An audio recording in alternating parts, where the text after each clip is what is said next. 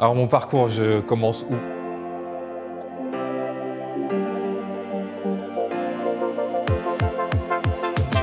Royal Darmon, je suis le président et l'un des 4 cofondateurs de Student Pop. On avait tous des expériences un peu frustrantes de notre job étudiant. On va essayer de modeler tout notre fonctionnement pour que pour les étudiants, ce soit vraiment facile et qu'ils puissent travailler quand ils veulent, où ils veulent, au moment où ils veulent, quoi.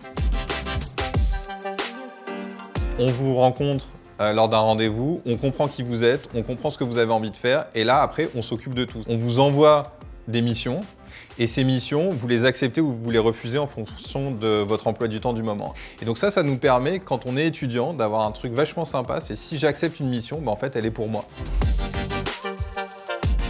Il y a tout un mythe autour de la bonne idée. Bien sûr, il faut avoir la bonne idée, mais il faut se savoir que quand on va avoir cette idée, généralement, il y a une dizaine d'autres personnes, d'autres entrepreneurs qui vont avoir la même idée au même moment. Il faut rentrer dans le concret, prendre un slide, prendre un carnet et un stylo et essayer de se dire à quoi va ressembler ma page d'accueil, à quoi va ressembler mon application mobile. Mon conseil, c'est d'y aller rapidement et d'en parler au maximum de personnes.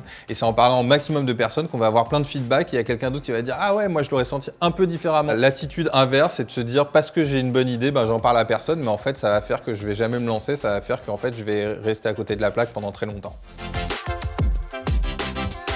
Aujourd'hui, et c'est la force de la nouvelle économie, et c'est pour ça que l'entrepreneuriat attire de plus en plus de personnes, on est capable de tester son idée rapidement et de sentir qu'il y a des choses positives qui émanent de cette idée. Par exemple, tester de la pub sur Facebook ou de la pub Google sur votre idée, ça vous permet de voir si vous arrivez à générer du trafic juste sur ce besoin que vous avez identifié ou sur cette solution que vous avez imaginée. La première étape, c'est d'être capable de parler de son projet à des personnes et que ces personnes aient envie de s'associer au projet.